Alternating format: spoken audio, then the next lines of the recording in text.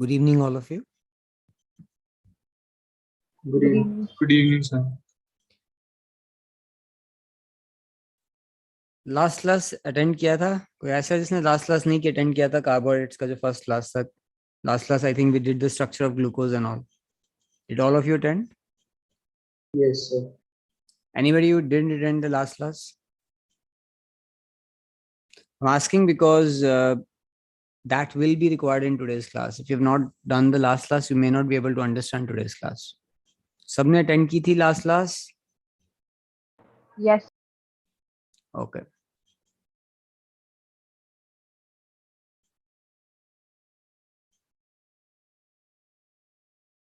First page निकाल लो, carbohydrates chapter का first page निकाल लो, पेज 60.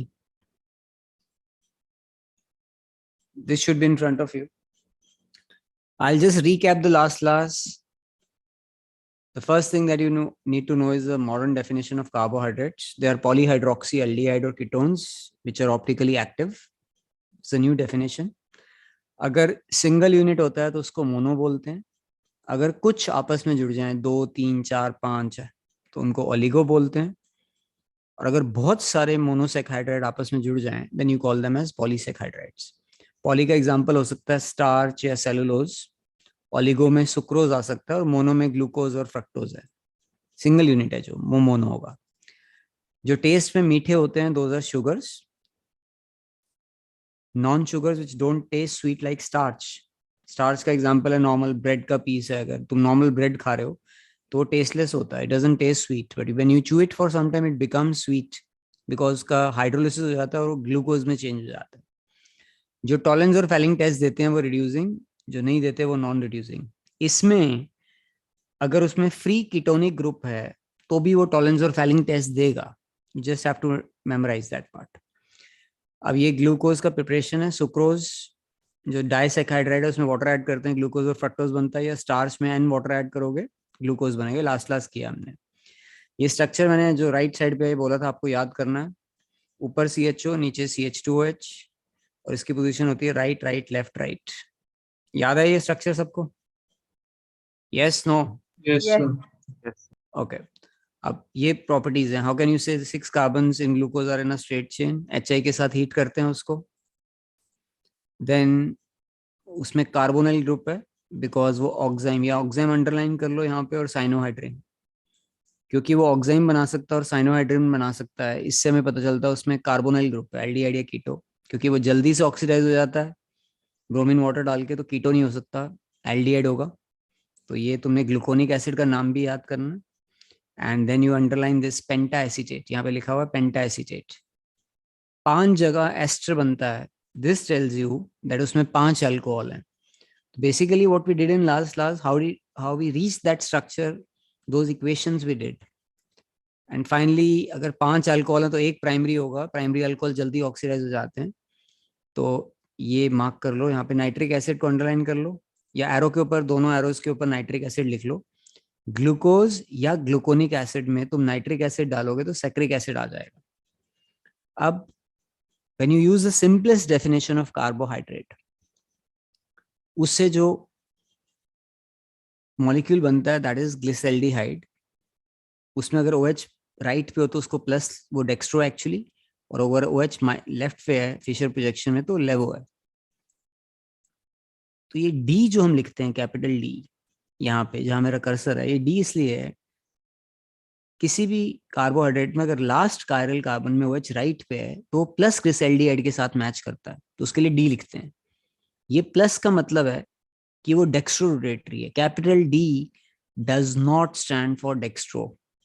नेचर में जितने भी कार्बोहाइड्रेट्स आज तक हमें मिले हैं सारे के सारे D हैं. इसका मतलब सब में OH राइट साइड पे है.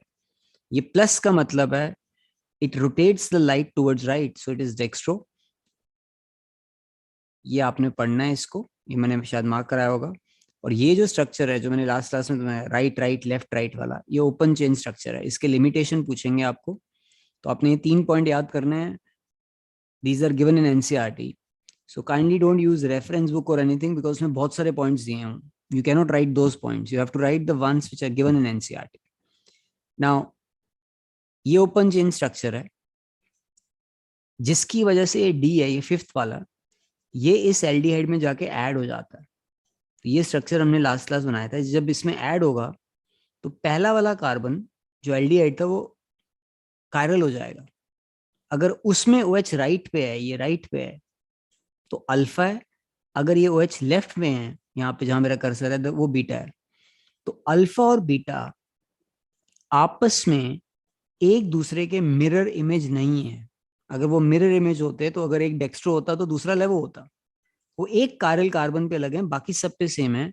And you call those stereoisomers as an anomers. तो ये डेफिनेशन मैंने, ये 5 लाइन तुम्हें मार्क कराई थी, ये मार्क्ड होनी चाहिए। तुम अगर ध्यान से देखो, अल्फा वाला में ब्रैकेट में प्लस लिखा हुआ है, बीटा वाले में भी प्लस लिखा हुआ है। अगर वो उसका मिरर इमेज होता तो प्लस का जो मिरर इमेज होगा डेक्स्ट्रो का, वो लेवो होगा, माइनस होना चाहिए था। दोनों प्लस हैं, इसका मतलब ये डेफिनेटिव है कि उसका मिरर इमेज नहीं है। और सेकंड, थर्ड और फोर्थ कार्बन पे दोनों आइडेंटिकल हैं। So they are anomers, not enantiomers. This is one of the most important questions which has come in board exams. ये पर्टिकुलर चीज, क्या वो एनेंशोमर होंगे, तुमने लिखना है नहीं, वो एनेंशोमर नहीं होंगे, वो एनोमर्स हैं। अब इस यहाँ पे जहाँ अल्फा डी प्लस ग्लूकोज लिखा है, इसके नीचे तुम्हें क्या लिखवाया मैंने, लिखा है कुछ? +111 +111। और दूसरी साइड पे क्या लिखा है, यहाँ पे +19.2। Yes no? Yes, sir. Yes, sir. अब तुमने अल्फा लिया, ग्लूकोज सॉलिड होता है रूम टेम्परेचर पे, पोलैरिमीटर में उसको तो रख नहीं सकते, उसको वाटर में डिसॉल्व करोगे। तो उसको वाटर में डिसॉल्व करके तुमने उसकी वैल्यू चेक की, अल्फा की 111 आ रही है। थोड़ी देर बाद उसका ओपन चेन, उसका रिंग खुल गया, ओपन चेन बन गया। अब वो ओपन चेन में ज्यादा स्टेबल नहीं है, फिर से रिंग बनाएगा। जब वो फिर से रिंग बनाएगा तो अल्फा भी बनेगा और बीटा भी बनेगा। 20, इसमें बीटा की वैल्यू कम है, तो अल्फा ग्रेजुअली, क्योंकि बीटा बनाता जा रहा है, उसकी वैल्यू कम होती जाएगी। वो 52.5 पे जाके रुक जाएगा, 111 से 52.5 हो जाएगा। ऐसे अगर तुम बीटा टेस्ट ट्यूब में पोलैरिमीटर में ले रहे हो तो उसकी वैल्यू सिर्फ 19.2 है। टाइम के साथ बढ़ती जाएगी, क्योंकि फिर से वो ओपन चेन बन जाएगा और वो दोबारा रिंग बनाएगा, तो अल्फा भी बनेगा और बीटा भी बनेगा। तो 52.5 is the equilibrium value at which alpha will exist, beta will exist, and open chain will also exist. This spontaneous change in optical rotation with the passage of time is called mutarotation. This is the second definition that you have to do. ये marked होना चाहिए आपकी book में. The spontaneous change in specific rotation of optically active compound is termed as mutarotation. अब ये जो draw करने का स्टाइल है, ये वाला लाइन वाला, जिसमें तुम कायरल को you show it as an intersection of vertical and horizontal line, that is called Fischer projection. तो मैंने तुम्हें सिखाया था, फिशर में रिंग इतना इफेक्टिव नहीं होता, समझ नहीं आता। तुम्हें दूसरा वाला हेबत प्रोजेक्शन समझ आया था उसका? Yes, sir. ड्रॉ Yes, करने का स्टाइल सिखाया था लास्ट क्लास के एंड में, याद आ रहा है सबको? Yes, sir. sir. You must know how to change them.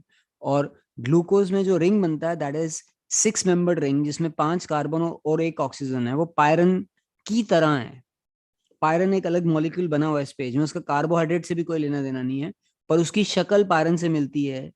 इसलिए जो ग्लूकोज साइक्लिक स्ट्रक्चर बनाता है उसको पायरनोज स्ट्रक्चर बोलते हैं। ये मार्क्ड होना चाहिए बुक में। पायरनोज, तुम्हें ऐसे पूछे what do you mean by pyranose structure? It means a 6 membered ring with 5 carbons and 1 oxygen. That structure itself is called pyranose structure. ठीक है, अब ये यहां तक हमने लास्ट क्लास में किया था। आज की क्लास शुरू कर रहे हैं हम फ्रक्टोज से। ये पॉइंट से हम शुरू कर रहे हैं। देखो, अब फ्रक्टोज में कीटो होता है। कीटो कभी कॉर्नर पे नहीं हो सकता, बीच में होगा। अगर मैं तुम्हें बोलूं किसी का घर लाइन के बीच में आता है, तो कॉर्नर से क्लोजेस्ट कहां पे हो सकता है? अगर कोई चीज बीच में है तो कॉर्नर के क्लोजेस्ट कहां हो सकता है? जल्दी बोलो।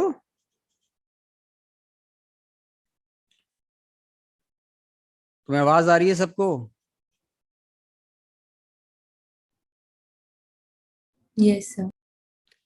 कोई Yes, sir. चीज कॉर्नर पे नहीं है, किसी का एक लाइन में घर है, उसका घर कॉर्नर वाला नहीं है, ये पक्का है। कीटो कॉर्नर पे नहीं हो सकता। मैं तुम्हें कह रहा हूं, अगर वो कॉर्नर वाला नहीं है तो क्लोजेस्ट कॉर्नर के कौन सा घर हो सकता है? सेकंड। इतना तो अक्ल लगाओगे, सेकंड होगा। फ्रक्टोज में कीटो है and it is at the second point. तो अब यहाँ पे देखो फ्रक्टोज का स्ट्रक्चर, इसका फॉर्मूला सेम होता है C6H12O6। अब फ्रक्टोज कैसे बनाना है एग्जैक्टली सेम है जो लास्ट क्लास में मैंने ग्लूकोज सिखाया था, सिर्फ इसमें कीटो है। तो सबसे पहले CH2OH बना दो, उसमें तुम CHO बना रहे हो क्योंकि वो कॉर्नर पे था, इसमें सबसे ऊपर बनाना CH2OH, उसके बाद C डबल बॉन्ड, कीटो बना दिया। बाकी सारा सेम है, अब यहां से सारा सेम है। अब सबसे एंड में जाके CH2OH लिख दो, 3 कायरल कार्बन बना दो, 1 2 3, 3 बनाने हैं इसमें, उसमें 4 होते हैं, इसमें 3 कायरल कार्बन है। लास्ट क्लास आपको बताया था what is the position of OH in glucose, नीचे से अगर लिखते तो राइट, कुछ याद आ रहा है? Right Right, right, right right, left right होता है, यहाँ पे लेफ्ट पे जाके रोक दो। ये फ्रक्टोज बन गया। इसमें और ग्लूकोज में ये वाला पार्ट कॉमन होता है, फ्रक्टोज और ग्लूकोज का ये वाला पार्ट सेम है, सिर्फ पहले 2 का फर्क है। उसमें ऊपर एल्डिहाइड होता है, यहाँ पे CHOH होता है, तो कारल होता है वो। इसमें कीटो सेकंड पे लगा हुआ तो ऊपर अल्कोहल होता है, वो कारल नहीं होता। इसमें 3 कारल कार्बन होते हैं, उसमें 4 थे। तुम ध्यान से बुक में देखो, उसमें 3 कारल कार्बन बने हुए हैं फ्रक्टोज में। अब ये ओपन चेन स्ट्रक्चर है फ्रक्टोज का। ये 1 2 3 4 5 6, अब बिल्कुल ध्यान से समझना, इसमें आखिरी कायरल कार्बन 5 वाला, उसमें OH राइट पे है, तो एक D है, D। ध्यान से देखो बुक में तुम्हें लिखा हुआ है D माइनस फ्रक्टोज, तो ये भी D है। ये इसमें जाके ऐड हो जाएगा, उसमें 5th वाला फर्स्ट पे ऐड हो रहा था, इसमें 5th वाला सेकंड में ऐड होगा। तो अब मैं इसका साइक्लिक स्ट्रक्चर बना रहा हूं, बिल्कुल ध्यान से देखना। इसके पास इसके साथ पहले ही CH2OH लगा हुआ है, इसमें ऐड हो रहा है, डबल बॉन्ड का सिंगल हो जाएगा, तो क्या बनेगा देखो, C, ये सेकंड वाला C बनाया मैंने, इस O में H ऐड हो गया, सिंगल बॉन्ड OH, और इसके साथ दूसरी तरफ पे लगा हुआ है CH2OH। ये फर्स्ट कार्बन है, ये सेकंड है।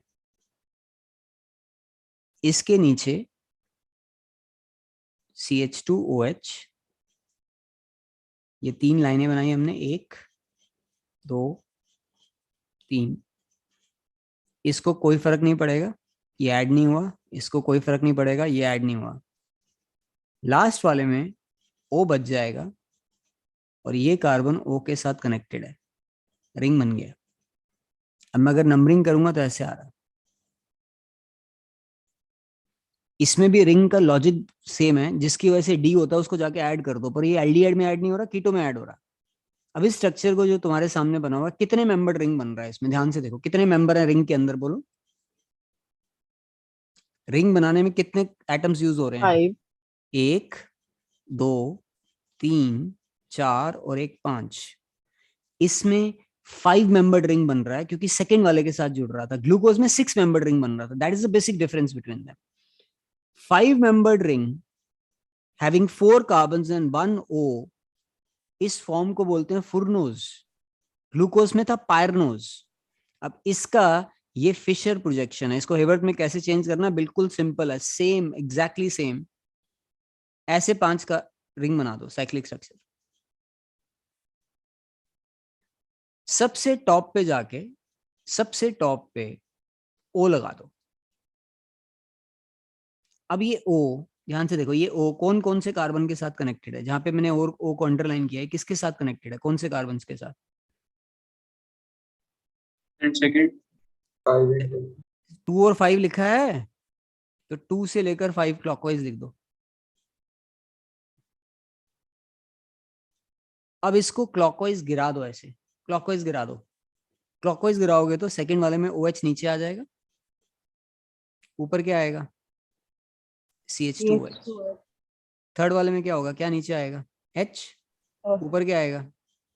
OH। फोर्थ वाले में OH नीचे, ऊपर क्या आएगा? H। लास्ट वाले में बड़ा ग्रुप ऊपर लगा दो, लास्ट वाले में ये दोनों बचते हैं, बड़ा ग्रुप ऊपर लगा दो, तो लास्ट वाले में आ गया CH2OH और नीचे H। अब मैं नंबरिंग करूंगा तो 1 ये है और 6 ये है। ये OH राइट पे है तो ये अल्फा है। CH2OH नहीं देखना, सिर्फ OH देखना है। OH राइट पे है तो अल्फा है। अल्फा में 1 और 6 एक दूसरे के बिल्कुल सामने सामने होते हैं, पैरेलल होते हैं, बिल्कुल सामने। अब यहाँ पे देखो, ये मैंने यहाँ पे बनाया हुआ है, अब तुम स्क्रीन पे ध्यान से देखो। अल्फा वाला जहां मेरा अब कर्सर है, ये 1 है उसका अल्फा का, और ये 6 है, बिल्कुल सामने सामने है। ये एवर्थ प्रोजेक्शन समझ आ रहा है जो बनाया है यहाँ पे? Yes. Yes, sir. अच्छा, अगर ये बीटा होता, सोचो एक बार इमेजिन करो, ये बीटा होता तो ये OH इस साइड पे होता, ये बीटा है। अगर मैं इसको गिराता, ऐसे गिराऊंगा क्लॉकवाइज, तो इसमें CH2OH नीचे आ जाएगा। बीटा वाले में 1 और 6 पैरेलल बिल्कुल सामने सामने नहीं होते, 1 नीचे होता है, 6 ऊपर होता है। डिफरेंस समझ आ रहा है अल्फा बीटा के बीच में? और Yes. ये फॉर्म, दोबारा मेरी बात आराम से सुनो, 5 मेंबर्ड रिंग जिसमें 4 कार्बन और 1 ऑक्सीजन हो, उसको फुरनोज फॉर्म बोलते हैं, फूरन से मैच करता है, फुरनोज।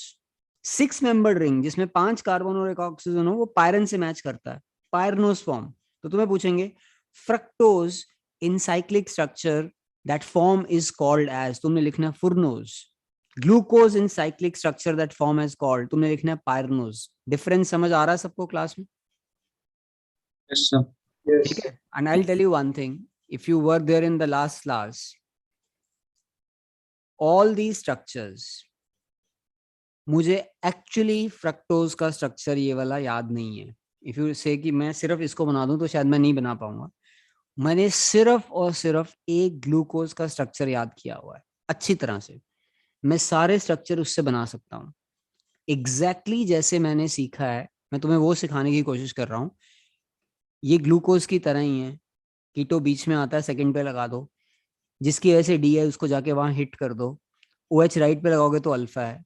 And then I know how to change Fischer into Haworth projection. तो ये स्ट्रक्चर रटने नहीं है, इनको समझना है, प्रैक्टिस करनी है इसको ड्रॉ करने की। These are a part of your syllabus. ठीक है, अब नेक्स्ट टॉपिक क्या है, उसके नीचे देखो डाइसैकाइड्राइड्स दिए हुए हैं। इस डाइसैकाइड्राइड में this is very very important 1 mark question, इसमें 1 मार्क ही आएगा, 1 मार्क से ऊपर क्वेश्चन नहीं आएगा। ये पार्ट आपने याद करना है, सिर्फ और सिर्फ ये पार्ट, इसको अच्छी तरह याद करना है। डाइसैकाइड्राइड कितने मोनो से बना होगा, गेस करो। 2? Yes, no? Yes, sir. Yes, Yes, sir. sir. तो मैंने लास्ट क्लास भी बोला था, मुझे लगता है मैं सिर्फ साइशा, रितिका, राम, इन तीनों 4 बच्चों को ही पढ़ाता हूँ, बाकी कभी किसी भी सिचुएशन में कोई आंसर नहीं करते। तो क्या तुम्हारी मेरे से कोई लड़ाई है? Why you don't answer? If I ask you a question, why only 3 people have to answer? Your mic should work. If teacher is saying सबको समझ आया, बोलो आया समझ, participate in class. Some of you don't have the manners to even wish me good evening. When I say good evening, you don't wish back. You should wish your teachers. Okay? That is basic manners. If you don't have those, you will be standing behind the queue in the, the life's queue. You will be at a very behind when you don't respect your elders. तुम्हारा mic काम करना चाहिए, और अगर तुम्हारा teacher तुम्हें good evening wish कर रहा है, you should wish back. That shows your upbringing, your mannerism, which are very important in life. Now let's come to disaccharides. ये तीनों के सामने लिखो वेरी वेरी वेरी इंपॉर्टेंट। अब वो तुम एग्जाम में डायरेक्ट क्वेश्चन आएंगे, इसमें इनडायरेक्ट नहीं आता है, डायरेक्ट 1 मार्क क्वेश्चन है, बहुत बार आया है। बोलेंगे सुक्रोज किससे बना हुआ है? जो मैंने हाईलाइट किया है, बोल्ड में लिखा हुआ है तुम्हारी बुक में, alpha D glucose plus beta D fructose. कोई स्ट्रक्चर कुछ नहीं करना है, ये लिख के आना है पेपर में, alpha D glucose beta D fructose. Maltose किससे बना हुआ है? Alpha D glucose alpha D glucose, दोनों ग्लूकोज के मॉलिक्यूल जुड़ जाए तो माल्टोज बन जाता है। लैक्टोज, मिल्क में जो शुगर होता है, that is called lactose, that is made of beta D glucose and beta D electrons. इनके स्ट्रक्चर्स नहीं करने हैं आपने, मैंने हालांकि एक स्ट्रक्चर यहाँ पे बनाया है, don't try to do these structures, तुमने सिर्फ ये याद करना है। अब इसके साइड पे यहाँ पे लिखो, जो सुक्रोज तुम्हें दिया हुआ है, सुक्रोज के साइड पे यहाँ पे जगह खाली है, मेरा कर्सर है जहाँ पे, यहाँ पे लिखो non reducing, non reducing, NONREDUCING, non reducing. Maltose और लैक्टोज दोनों के साइड पे लिखो रिड्यूसिंग।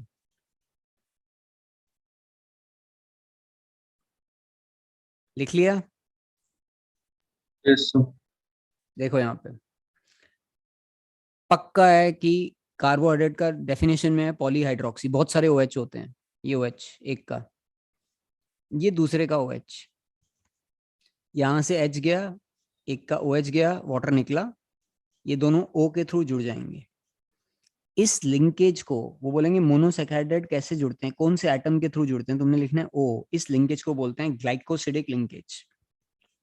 जो MCQ आया था एग्जाम में वो था glycosidic linkage happens through which atom. तो उन्होंने ऑप्शन दी थी कार्बन, नाइट्रोजन, ऑक्सीजन, सल्फर। क्या आंसर होगा? ऑक्सीजन। ये क्वेश्चन आया, बड़ा सिंपल है। पेज के एंड पे देखो, बिल्कुल बिल्कुल लास्ट में देखो इस पेज के, यहाँ पे तुम्हें जहां मेरा कर्सर है ग्लाइकोसिडिक लिंकेज लिखा हुआ नजर आ रहा है सबको? एक का OH जाएगा, एक का H जाएगा, वाटर निकल गया, O के थ्रू दो मोनो जुड़ जाएंगे। तो वो पूछेंगे मोनो कैसे जुड़ते हैं, कौन से एटम के थ्रू, पेपर में लिख के आना है glycosidic linkage and it happens through O atom. अब यहां से हमने पढ़ना है, दो मोनो जुड़ेंगे तो डाई बनेगा। सबसे पहले ये 3 लाइनें रीड करो, जल्दी से पढ़ो और ये अंडरलाइन करो। सच अ linkage between two monosaccharide units through oxygen atom is called glycosidic linkage। Underline करो इसको।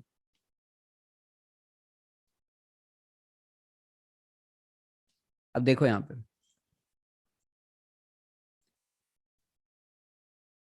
तुम्हें ये समझ आ रहा है कि ये जहां पे अब मैं सर्कल कर रहा हूं, ये 2 ओरिजिनली ये कीटोन था। Can you see this? ये 2 यहाँ पे ये कीटो था शुरू में, एग्रेड। Yes, sir. पर Yes. जब इसका रिंग बना तो कीटो अल्कोहल में चेंज हो गया। अगर ये वाला OH और किसी और का H जाए तो ये ब्लॉक हो जाएगा कीटो। अगर ये ब्लॉक हो जाएगा तो ये टॉलेंस फैलिंग टेस्ट देना बंद कर देगा। इसमें कीटो भी टॉलेंस फैलिंग टेस्ट देते हैं। तो ग्लाइकोसिडिक लिंकेज जब हो रहा है, एक का OH जा रहा है, एक का H जा रहा है, पर साइक्लिक स्ट्रक्चर में कीटो और एल्डिहाइड खुद अल्कोहल में चेंज हो जाते हैं। तो अगर वो ब्लॉक हो जाएंगे तो टेस्ट नहीं देगा वो टॉलेंस फैलिंग, तो उसको बोलते हैं नॉन रिड्यूसिंग। तो तुम्हें सीधा पूछेंगे कौन सा डाइसैकाराइड नॉन रिड्यूसिंग है। मैंने तुम्हें यहाँ लिखवा दिया सुक्रोज, पर कैसे है ये 3 लाइनें पढ़ो। अब ये 3 लाइनें रीड करो जो मैंने हाईलाइट की हैं।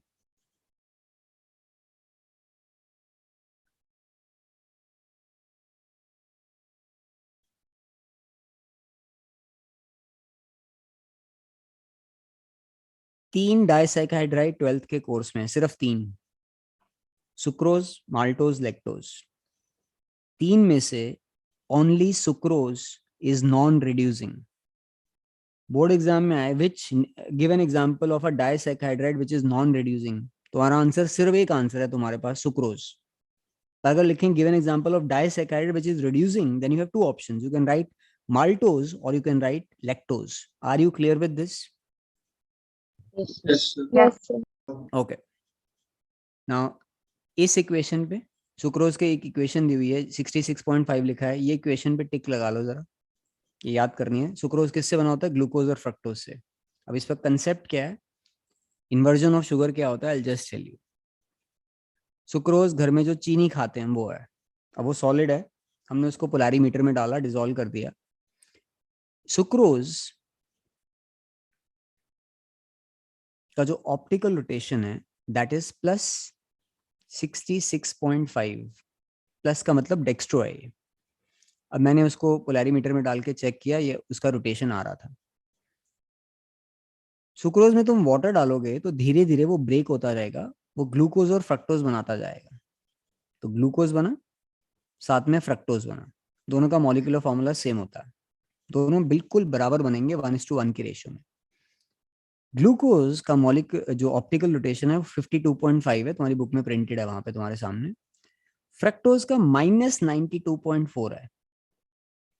ये दोनों की रोटेशन बराबर नहीं है। ये दोनों अगर बराबर बनेंगे तुम्हारा नेट आंसर नेगेटिव होगा। Would you agree with me? Imagine करो, Yes. Yes, sir. Glucose light को 52.5 राइट की तरफ कर रहा है, पर फ्रक्टोज को -92.4 लेफ्ट की तरफ कर रहा है। वो ज्यादा लेफ्ट की तरफ कर रहा है, तो नेट दोनों बराबर बनेंगे ना, तो नेट आंसर नेगेटिव होगा। पर मैंने शुरू जिससे किया था, मेरा यहाँ पे आंसर क्या था? पॉजिटिव। तो तुमने शुगर लिया, वो डेक्स्ट्रो है, उसको 24 घंटे का टाइम दे दो, एक दिन का पूरा टाइम दो, नेक्स्ट डे जाके चेक करोगे उसी सोल्यूशन को वो माइनस हो चुका होगा। From dextro it would have changed into levo. This phenomena is called inversion of sugar. Inversion of sugar. And the product so formed, this product, the combination of these two in the ratio 1:1, is called invert sugar. Are you getting the concept? तुम्हें सीधा board exam में question है, what do you understand by inversion of sugar? You से dextrorotatory sucrose changes to an equimolar solution of glucose and fructose, which is levorotatory. This change of optical rotation from dextro to levo is called inversion of sugar, and the product so formed is called invert sugar. This entire thing has been written there. यहां से एक बार इसको read कर लो, जल्दी से पढ़ो इसको।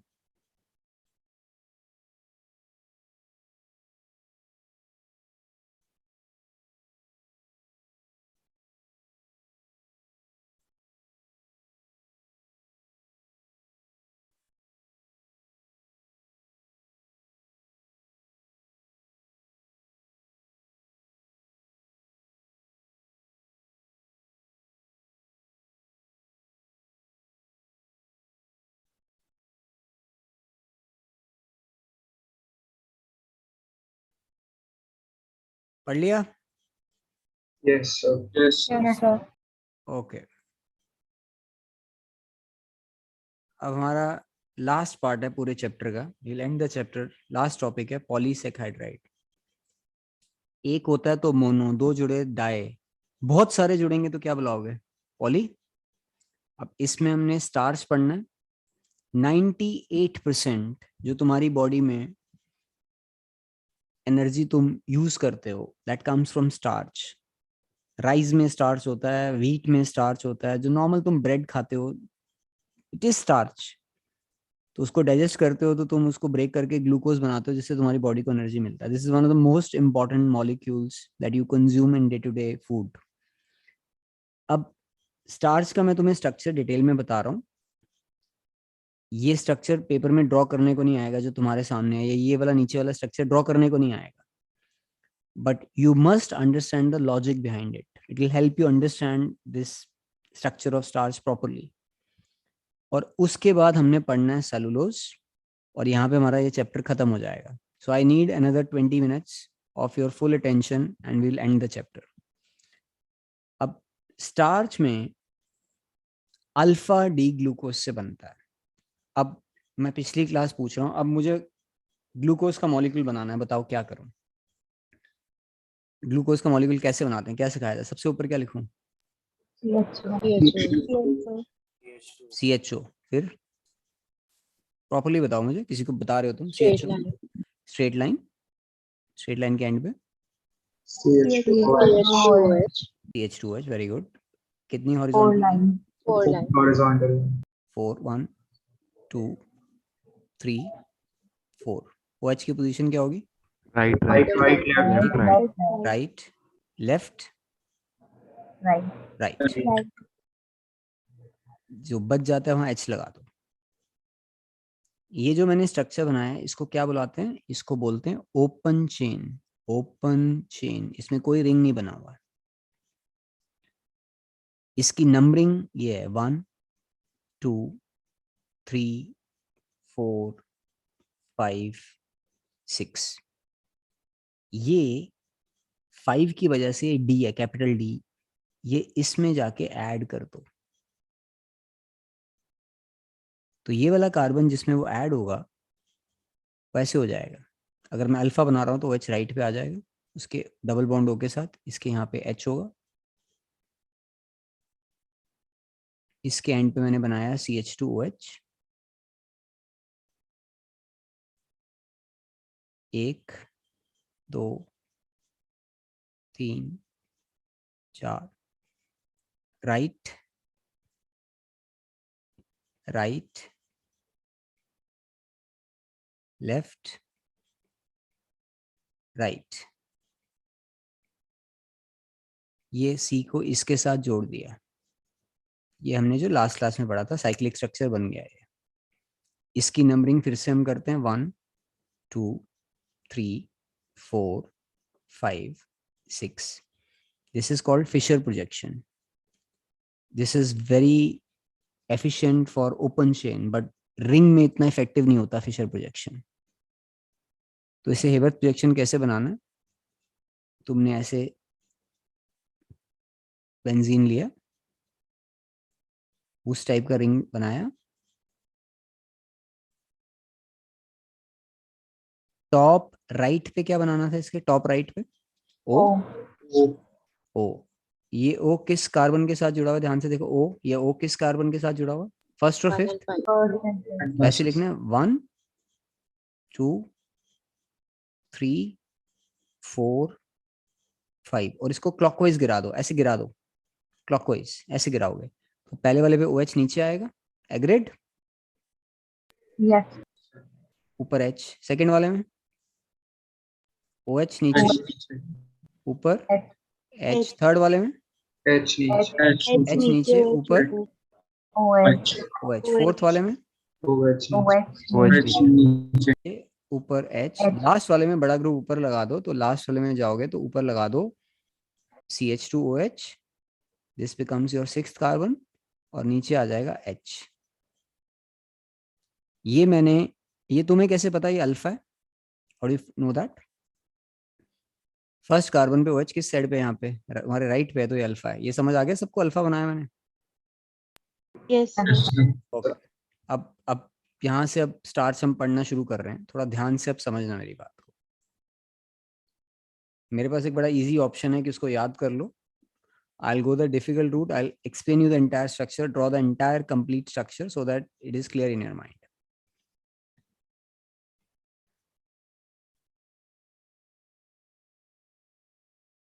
ये हमने अभी बनाया था, मैंने इसको कॉपी किया.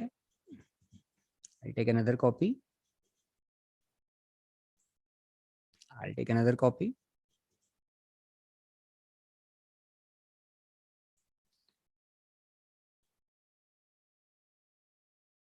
ये हमने 3 लिए यहाँ पे, ठीक है.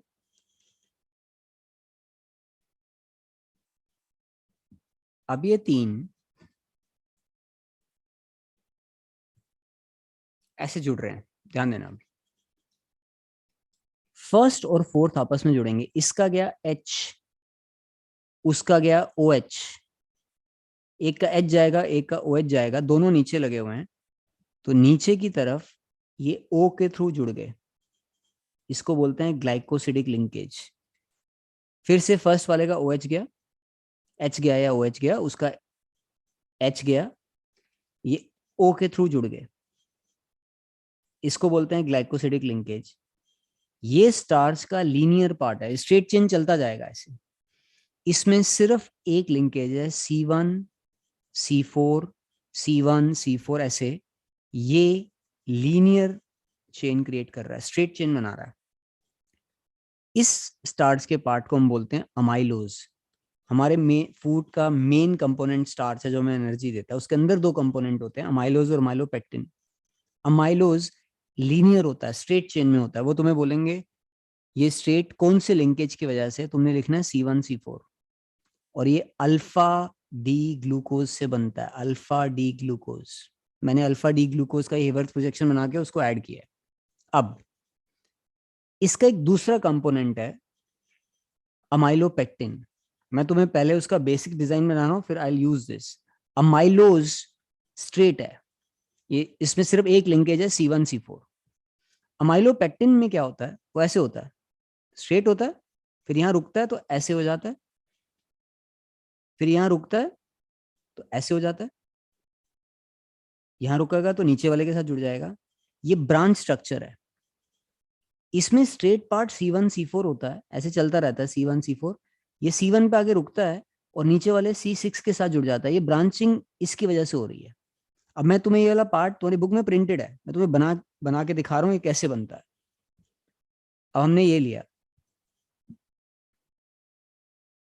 It will take me 2 minutes. Bear with me. I'll just draw these structures.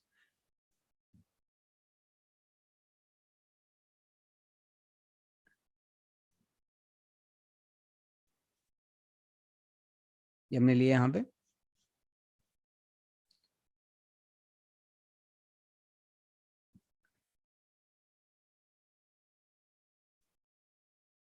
चल यूज दिस, मैं इसको हटा देता हूँ एक को।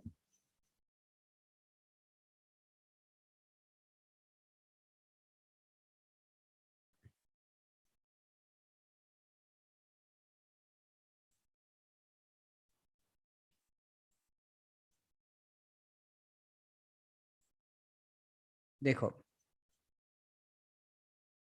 एक और यूज करिए। ओके, इसमें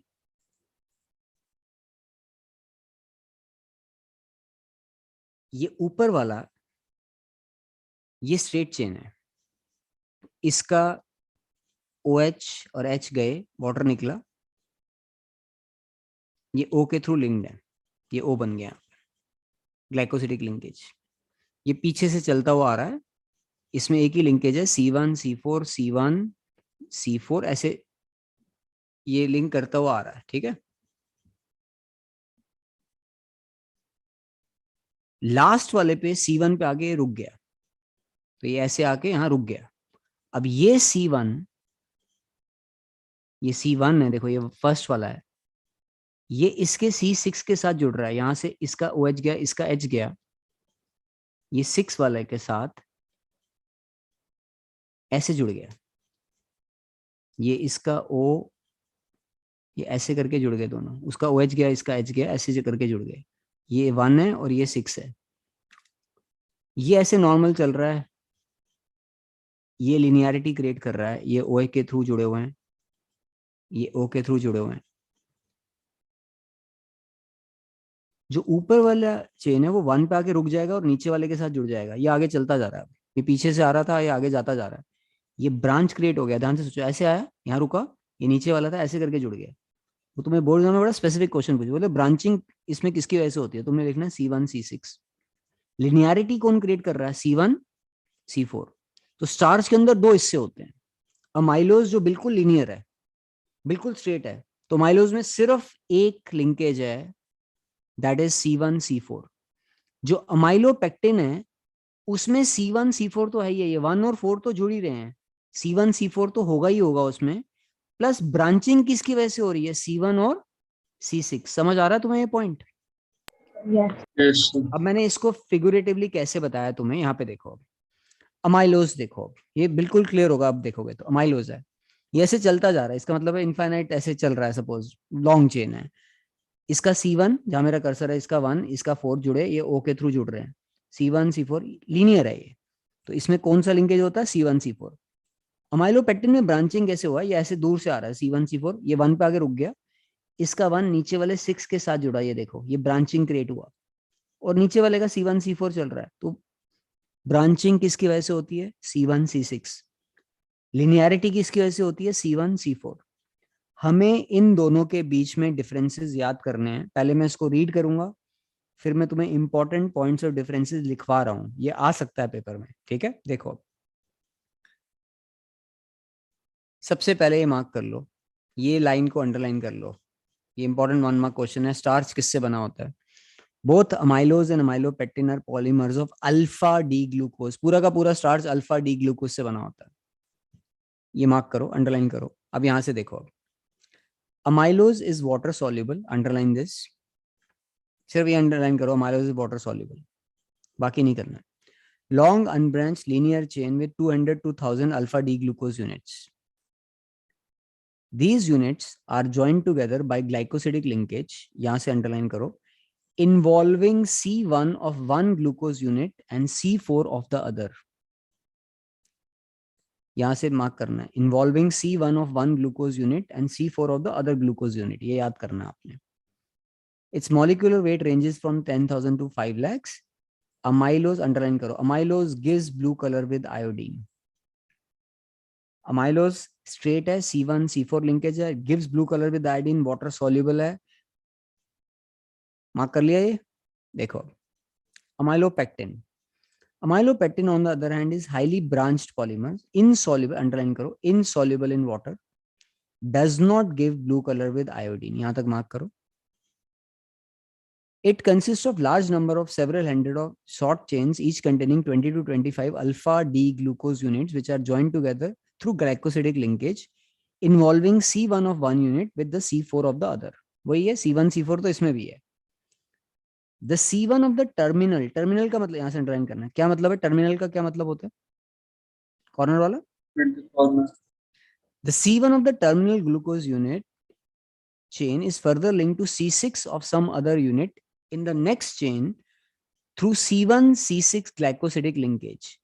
This gives amylopectin a highly branched structure. Question आएगा, which linkage gives amylopectin a highly branched structure? Specific question आएगा पेपर में. तुमने लिखना है C1 C6 linkage. ये मार्क्ड होना चाहिए. स्टार्च की डाइजेशन हमारे, जब हम खाने को चू करते हैं उस पॉइंट से शुरू होता है. हमारे स्लाइवा के अंदर एंजाइम होता है अमाइलेज, जो स्टार्च को डाइजेस्ट करता है. ये अमाइलेज यहाँ लिखा हुआ है मैंने, ठीक है. अब दोनों तुम्हारे सामने, अमाइलोज अमाइलोपेक्टिन. बुक में चेक करो लेफ्ट वाला पेज, तुम इस वक्त 65 पेज पे हो. लेफ्ट वाला पेज खाली है, ब्लैंक पेज है लेफ्ट वाला. Yes. Yes, sir. इसमें दो कॉलम बना लो, एक पे लिखो अमाइलोज, एक पे लिखो अमाइलोपेक्टिन. मैं डिफरेंस बिटवीन लिखवा रहा हूँ इनके बीच में, जल्दी से लिखो. Make 2 columns, amylose amylopectin. Amylose वाली साइड पे लिखो first point, it is linear, it is linear. Amylopectin वाली साइड पे लिखो it is branched.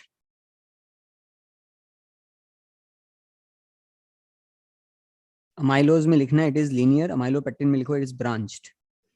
अमाइलोज वाली साइड पे लिखो it has C1 C4 linkage, it has C1 C4 linkage. Amylopectin वाली साइड पे लिखो it has C1 C4 and C1 C6 linkage.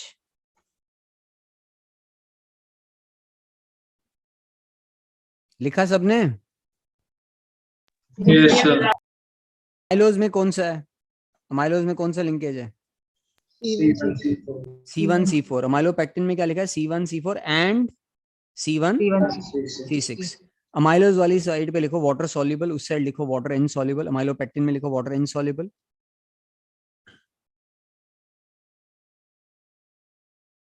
Amylose वाली साइड पे लिखो gives blue colour with iodine, उसमें लिखो does not give blue colour with iodine.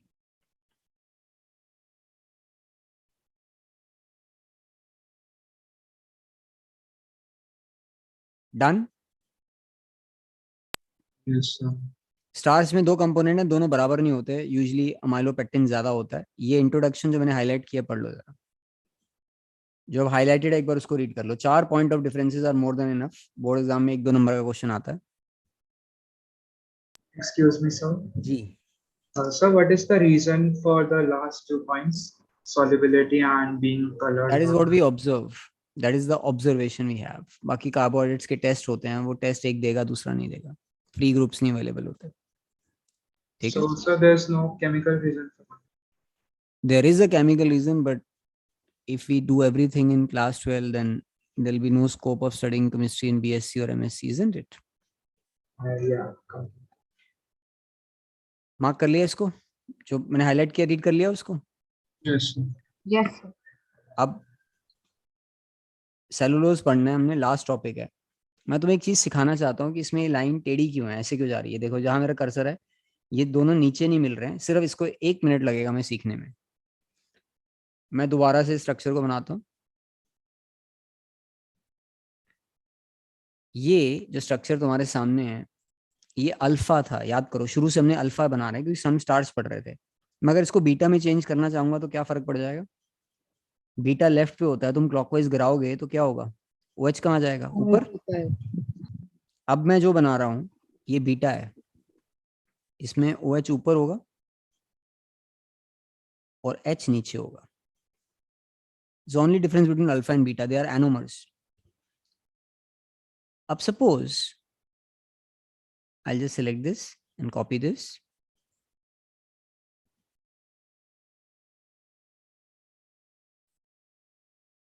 इसीलिए मैंने एक कॉपी और लेते हैं, ये कॉपी लिया मैंने। ट्राई एंड जॉइन देम, तुम खुद दिमाग लगाओ, इनको मैं अगर जोड़ने की कोशिश करूंगा वो नीचे की तरफ नहीं जुड़ेंगे, पिछला वाला ना नीचे जुड़ रहा था, इसमें क्या होगा ध्यान से देखना। अब इसका O ऊपर है, OH यहां से OH गया सपोज, और इसका H गया, तो तुम क्या कह रहे हो कि ये O ऐसे आएगा, ऊपर नीचे है, उसमें क्या थे दोनों नीचे थे, इसमें एक OH ऊपर है और 4 वाला तो सेम ही रहेगा, उसमें OH नीचे है, एक ऊपर था एक नीचे था, ये यहां से OH गया, इसका यहां से H गया, इंस्टेड ऑफ कि वो लाइन ये डायगोनल की तरह बनाया हुआ है बुक में, आ रहा है समझ डायगोनल क्यों बनाया है, क्योंकि एक ऊपर होगा और एक नीचे होगा, ये पॉइंट समझ आ रहा है सबको। Yes. Cellulose beta D glucose से बनता है, सबसे बड़ा डिफरेंस है सेलुलोज और स्टार्च के बीच में। हमें सेलुलोज से एनर्जी नहीं मिल सकती, हम घास खाएंगे हमें एनर्जी नहीं मिलेगी, ग्रेजिंग एनिमल्स को मिलती है, क्योंकि हमारे अंदर वो एंजाइम नहीं होता cellulase. We can not get energy from grass, but grazing animals can get. We can not digest cellulose, cellulose का हाइड्रोलिसिस मुश्किल होता है, स्टार्च का हाइड्रोलिसिस आसान होता है। तो सबसे बड़ा difference, cellulose beta D glucose से बनता है और ये बिल्कुल लीनियर है। अगर ये लीनियर है तो पक्का कौन सा लिंकेज होगा, C1, और लीनियरिटी कौन क्रिएट करता है, C1 C4। इसमें सिर्फ एक लिंकेज है C1 C4। इसका hydrolysis is difficult, it is much much more difficult than the hydrolysis of starch. तो अब सेलुलोज में तुमने ये 2 पॉइंट मार्क करने हैं, ये 2 लाइनें अंडरलाइन कर लो। Cellulose is linear polymer of beta D glucose in which C1 of one glucose unit is connected to C4 of the other through glycosidic linkage. सिर्फ लीनियर होगा ये, बीटा डी ग्लूकोज से बनता है। हम सेलुलोज से energy क्यों नहीं पा सकते, Because we don't We have don't the have Don't have the enzymes. enzymes. We don't have, ये एंजाइम लिखा है बच्चे यहाँ पे, मैंने हाईलाइट करा, आप सेलुलेज, ये एंजाइम हमारे अंदर नहीं होता, ग्रेजिंग एनिमल शीप कैटल वगैरह के अंदर होता है ये सेलुलेज, हमें नहीं मिलेगी इससे एनर्जी। अब जैसे कॉटन होता है 90 to 95% सेलुलोज होता है, वेरी कॉमन, प्लांट का सेल वॉल इससे बना होता है, plant cells have cell wall. अब तुम्हें पेपर में आए स्टार्च और सेलुलोज में डिफरेंस क्या है, अब लेफ्ट वाला पेज फिर से खाली है, उस पे एक साइड लिखो स्टार्च, एक साइड लिखो सेलुलोज, में डिफरेंस बिटवीन लिखवा रहा हूँ, 2-3 पॉइंट है फटाफट लिख लेंगे हम।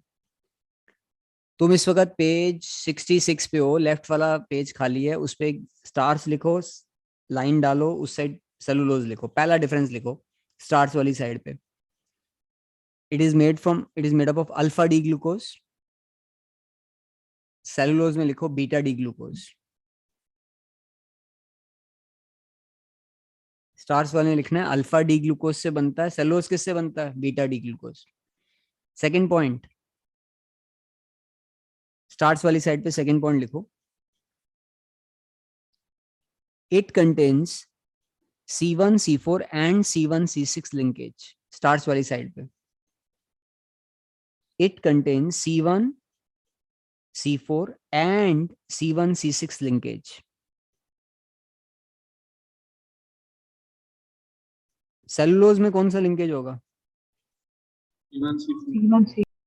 सेलुलोज वाली साइड पे लिखो it contains only C1 C4 लिंकेज। थर्ड पॉइंट लिखो स्टार्च वाली साइड पे, it is easy to hydrolyse, it is easy to hydrolyse. Cellulose में लिखो it is relatively difficult to hydrolyse, it is relatively difficult to hydrolyse. वो पूछेंगे किसका hydrolysis मुश्किल होता है, क्या लिखना है, cellulose. Noted. Yes, sir. Last point, Sir. Starch को कौन सा एंजाइम ब्रेक करता है, लिखो starch is hydrolysed bye amylase, मैंने हाईलाइट किया है सामने अब स्क्रीन पे, starch is hydrolysed bye enzyme amylase. Cellulose को कौन हाइड्रोलाइज करता है, सेलुलेज, हाईलाइटेड है तुम्हारे सामने सेलुलेज। 4 पॉइंट हो गए डिफरेंस के।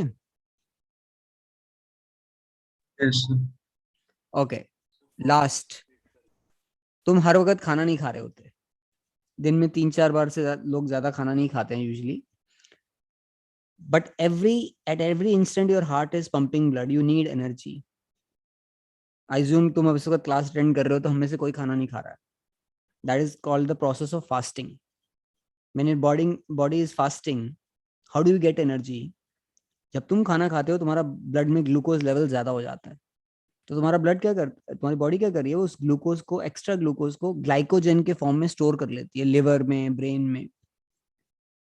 And when you are fasting, as in right now, if you're not having food, you're fasting, that glycogen converts into glucose which provides us energy. तो हम ग्लूकोज को कैसे स्टोर करते हैं अपनी बॉडी में? In the form of glycogen. ये आपने याद रखना है, ये इंपॉर्टेंट 1 मार्क क्वेश्चन है. ये लाइन 3 लाइनें हैं, पढ़ो जरा जल्दी से पढ़ो. हमारी बॉडी में लिवर का मेन फंक्शन ही ये होता है कि एक्स्ट्रा ग्लूकोज को वो ग्लाइकोजन में चेंज कर देता है. And during fasting we can convert that glycogen back to glucose which will provide us with energy. तुम्हें पूछेंगे how are carbohydrates stored in animal body, तुमने क्या लिखना है? as glycogen. Are you clear with this? Yes, sir. Yes, sir. Carbohydrates का main function क्या होता है? They provide us with energy. पता है अभी? Yes. Yes, sir. Plus cotton, जो फैब्रिक होते, नेचुरल जो फाइबर्स हैं वो सेलुलोज से बने होते हैं. तो ये उसके फंक्शंस हो गए यहाँ पे. इस पॉइंट से हमने पूरा चैप्टर किया हुआ, proteins onward. You can check this we have done. Now I have finished this chapter in 4 classes, but the videos which I have uploaded on the app, the biomolecule has 6 classes.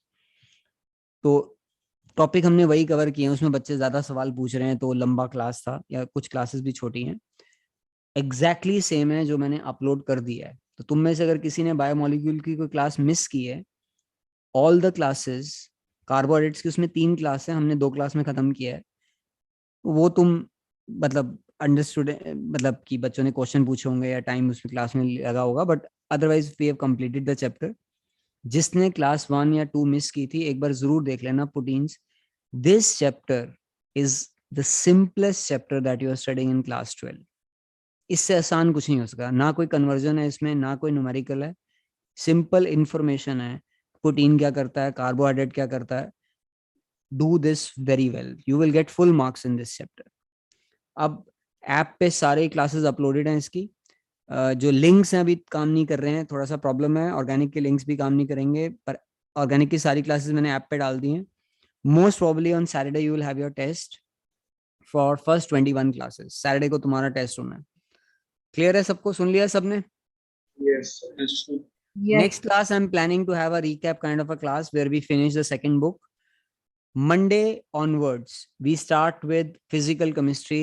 I think most likely I'll be starting with chapter solutions. ठीक है? तो Monday नया book शुरू कर रहे हैं, book 1. अब हमारा बुक 2 फिनिश्ड है. My humble request is do biomolecules very well. ये बहुत बहुत ज्यादा इजी है. इसमें पक्के पूरे नंबर आते हैं सबके, गलती नहीं होनी चाहिए. आराम से कर लेना है इसको. ठीक है? और कोई डाउट किसी का? Anything else? बोलो राम. Actually, sir, जो 2 स्ट्रक्चर सर, जो 2 बच्चे थे, डाइसैकेराइड्स, माल्टोज और लैक्टोज. Sorry? सर, जो माल्टोज और लैक्टोज है सर, वो they don't ask you structures from mono के सिर्फ आ सकते हैं. डाई या पॉली का स्ट्रक्चर कभी नहीं आता बोर्ड एग्जाम में. ठीक है? Okay sir. तुम स्ट्रक्चर्स की चिंता मत करो, स्ट्रक्चर नहीं पूछेंगे. वो डीएनए आरएनए में भी स्ट्रक्चर नहीं, तुम्हें कंसेप्ट आएगा वहां पे पेपर में. ड्राइंग का पेपर नहीं होना वहां पे. Don't worry about that. Maltose और लैक्टोज के आ सकता है बोर्ड में? नहीं आता, आज तक कभी नहीं आया. Look, if you want, I think if they're given in NCERT, you want to prepare, but they have never been asked in your exam. वो ये पूछ सकते हैं माल्टोज किससे बना होता है, तुमने लिखना alpha D glucose plus alpha D glucose. ठीक है? Okay sir. चलो, ओके देन. और कोई डाउट होगा मुझे मैसेज कर देना. Next class we'll have a recap kind of a class, and on Saturday you have your test from first 21 classes of organic chemistry. Good night, take care, bye. Thank you, sir. Thank you, sir. Thank you, sir. Okay, bacha, okay.